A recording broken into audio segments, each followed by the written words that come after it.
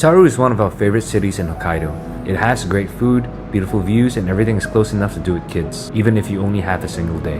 It's the perfect place whether you're coming from Sapporo or just stopping over before heading to Niseko. Otaru is just about 45 minutes from Sapporo and around 1.5 hours from Otaru to Niseko, which makes it a really easy and logical stop in between.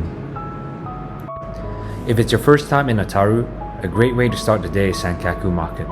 For those arriving by train, it's only a 3-minute walk from Otaru Station, and it's where you'll find some of the freshest seafood in the whole of Hokkaido. In fact, Sankaku Market is probably one of the best seafood markets here in Japan. There are quite a few restaurants inside the market, like Takinami and Sankaku Tei. But honestly, because the seafood here is so fresh, most of the restaurants prepare it very similarly. Prices are also fairly consistent across the board. The main difference usually comes down to whether a stall offers a specific dish. At Sankaku Market, you'll find everything from fresh clams, sashimi, and seafood bowls. But honestly, the real highlight in Hokkaido is the crab. Because of where Hokkaido is located, this is where you get some of the freshest crab in all of Japan. The king crab, snow crab, hairy crab is not just fresher here, it's sweeter and more delicate than what you'll find elsewhere. If you're visiting Hokkaido for the first time, trying crab here isn't just recommended, it's one of those things you really shouldn't skip. After food, the natural next stop is the Otaru Canal. It's beautiful during the day, but in winter it becomes especially nice around 5 to 6 in the evening when the lights start to come on. It's an easy walk, very stroller friendly, and honestly one of those places that's worth stopping at. Otaru is one of the most pretty port towns in Japan. If you're up for a boat ride, there's one that goes along the canal where you can see all the old warehouses converted into shops and museums now.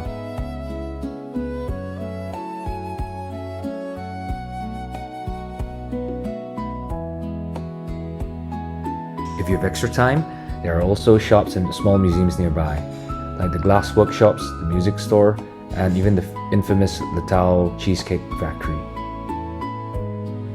Every hour, you can also see the steam clock go off, which is a fun thing for kids. All these attractions are within walking distance from the Otaru Canal, which makes it a great place for families with kids.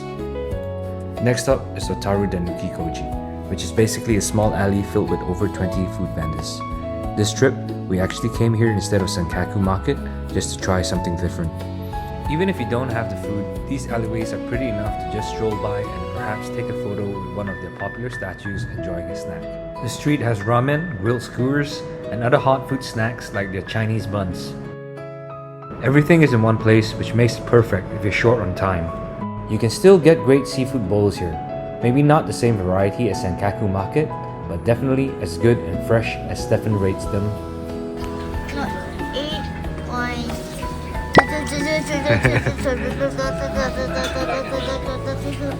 And of course, one of our absolute favorites, Santa no Hige. Santa no Hige means Santa's beard because the soft serve looks like Santa's beard flipped around. This soft serve from Papura Farm is one of those things you just have to try when you're in Otaru. It's creamy, not overly sweet, and honestly a guaranteed win with kids. Give me the rating, guys. Is this a real melon? What's the rating? What's the... The towel is dropped. How many? 10? 10? How about you, Stefan? I didn't eat the melon. How about you, Stefan? Just try the... What's the rating? This tastes like vanilla. What's the rating, Stefan? 7? Huh? 10? If you do have more time, especially if you're traveling with kids, the Otaru Aquarium is also worth considering. It's about a 10-minute drive, so this one does require a bit more planning.